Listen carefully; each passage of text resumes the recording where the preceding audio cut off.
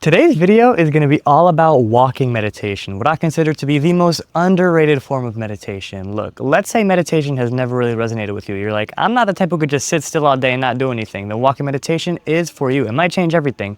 And let's say you actually are a seasoned meditation practitioner, but you want to take your practice to the next level and meditate while moving around, be able to meditate every second of your day. Walking meditation is for you. It really is a practice that could change anybody's life. Look, y'all, my name is Itai. I'm a yoga teacher, and I'm here to make your life 1% better every single day through these yoga videos. Today, let's get into walking meditation. I'm going to explain exactly what it is, then I'm going to explain how to practice it, then I'm going to explain the benefits at the end, so be able to stick around to learn about all the reasons why it's so good for you. So first, let me explain what it is. I first learned about walking meditation from a beautiful Buddhist monk from Vietnam named Thich Nhat Hanh. He wrote it in his book called Touching Peace. He's actually written many books specifically about walking meditation, but he basically describes it as walking just for the sake of walking. Not walking as a means to an end or to get somewhere, but just because walking itself is such a pleasure. You know, usually when we walk, we're rushing because we're commuting. Usually we're stuffing music in our ears. We're so busy thinking our thoughts and scrambling to get to where we want to go, we're forgetting that we're actually walking. We're forgetting that walking is a gift, being able to use our legs is a gift. And walking meditation is a way to take this act that so many of us think is just mundane, you know, implicit in our lives, and making it something that's super sacred and super grounding. Something that reminds us of who we are. Not, I am somebody who's walking to the train. Not, I am somebody who's going grocery shopping. But just somebody who's kissing the earth with your feet. Essentially, we're bringing the act of mindfulness to walking. Now, mindfulness is something you could do every moment of your life, and actually, I think it's the best way to live your life. Mindfulness and awareness are kind of interchangeable. When you do something without awareness, that makes room for misunderstanding, hate, ignorance, resentment. But anytime you do something with awareness, suffering almost goes away, because awareness is understanding. And you cannot hold a grudge against something that you understand, because to understand is to forgive.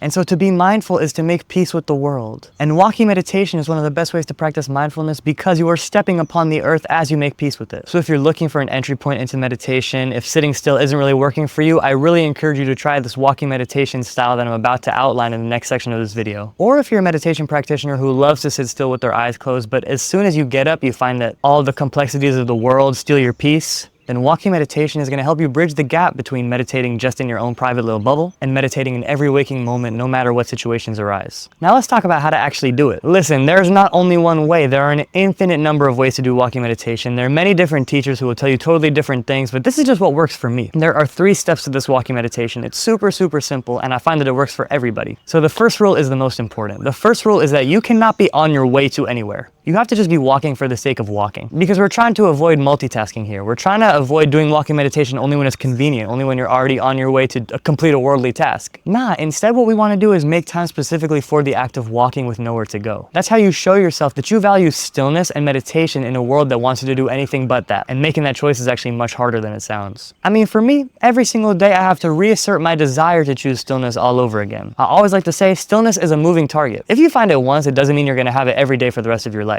Most likely, every single day you're going to have to find a new way to come back to that stillness. And if you're like on your way to work thinking, oh, let me do walking meditation, that's not really choosing stillness. That's just conveniently taking advantage of an opportunist moment. Choosing stillness means saying no to everything else besides stillness. So that's rule number 1. Walking meditation only happens when you have nowhere to be, when you're walking just for the sake of walking, roaming, meandering, exploring, whatever you want to call it. Then step number 2 is synchronizing your breath with your movement. Inhale for 8 steps, exhale for 8 steps. That's going to create a musical rhythm of your breath, and it's going to slow down your breath a lot. It's going to stop you from being focused on the destination and get you focused on the process itself. As you study yoga and meditation, you will inevitably learn the importance of breath. But a lot of the time, a breathwork practitioner, a meditator, a yogi will stop focusing on their breath as soon as they get off their mat, as soon as they get off their meditation cushion. But I got news for you. We breathe 24 hours a day. If we didn't, we would drop dead. So it's so important to pay just as much attention to your breath while you're walking as you do when you're doing anything else. So once again, that's 8 steps for an inhale, 8 steps for an exhale. Yogis also say the longer your breaths are, the longer your life will be.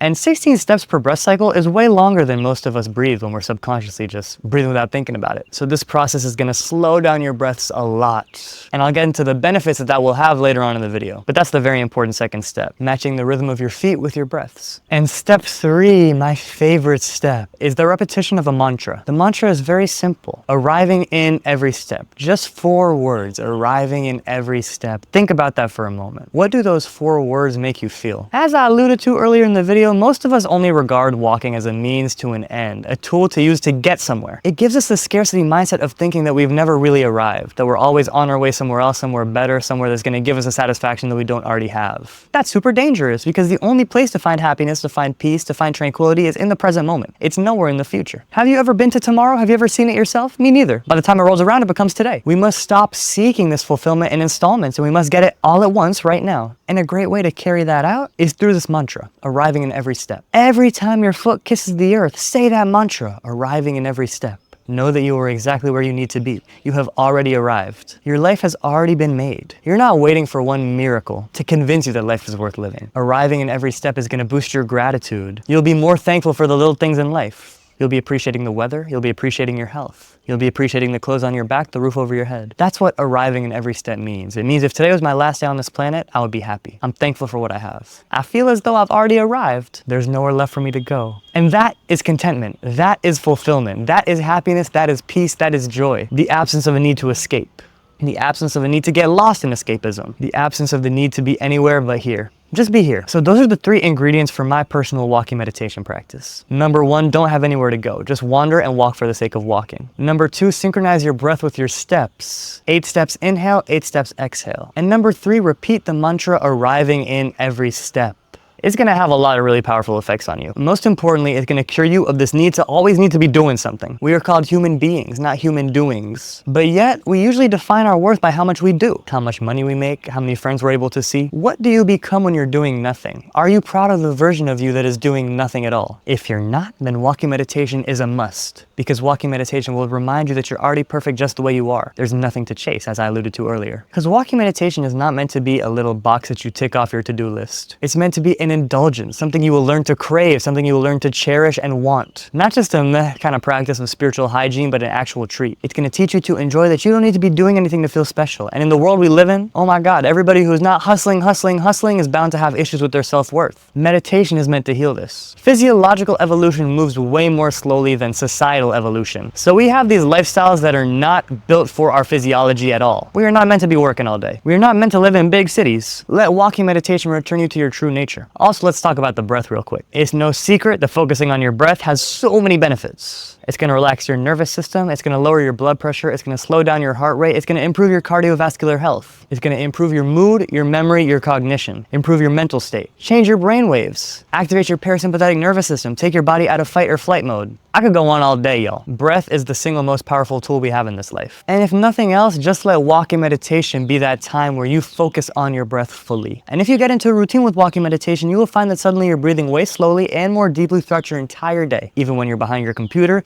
even when you're in the bath, even when you're running to catch the train. But don't just take my word for it. Let's take a deep breath now and you will feel the effects of taking just one deep breath and what it can do for your physiology and your psychology. So inhale deeply through your nose now, all the way from the base of your abdomen up until the top of your head, and now exhale through thinly pursed lips out of your mouth like you're blowing through a straw, and indulge in that exhale. Surrender to the divine during this exhale and feel how good it feels to pay attention to your breath. You see what I mean? And then the third and final benefit, which I already kind of alluded to when I was talking about the mantra earlier, is this idea of presence. Although it's impossible for us to time travel, we can't go into the past or the future, usually our thoughts are there. Rather than being aware of the present moment, we're either caught up in our memories of the past or our projections of the future. Everyone has that moment where they're in the shower or walking down the street, daydreaming about an argument that they might have in the future, or reminiscing on a moment in the past. Walking meditation, which allows you to arrive in every step, is an antidote to that kind of lack of presence, that kind of living in the future and the past, living in your head. The past and the future are just stories you tell yourself. But the present is a reality. It's a beautiful one with endless details to absorb. Even right now, I'm here in nature. I see an ant on the tree. I see a palm leaf swaying in the wind. I see the sun setting over the horizon. And that's just what I noticed in the first 5 seconds. If I was here walking for 10 minutes, who knows how much I would see. These observations are not only going to take me away from these stories of future and past, but they're going to connect me with nature, connect me with reality, and connect me with the rest of life. That's how this illusion of separate self begins to dissolve, and you begin to realize the union of all life on this planet. That realization becomes much harder if you don't take time to be still. And walking meditation, although it involves movement, is one of the best ways to be still. Once again, stillness is a moving target. So if you've been having trouble pinning it down over the past few days, try walking meditation and see yourself land a bullseye in that target. Listen, y'all, if you do just 10 minutes of walking meditation every day, your life will change in less than a week. It's a guarantee. It's a promise. It happened to me and so many other people. You're next. So what are you waiting for? Give it a try. Put a reminder on your phone right now. Schedule a time to do 10 minutes of walking meditation,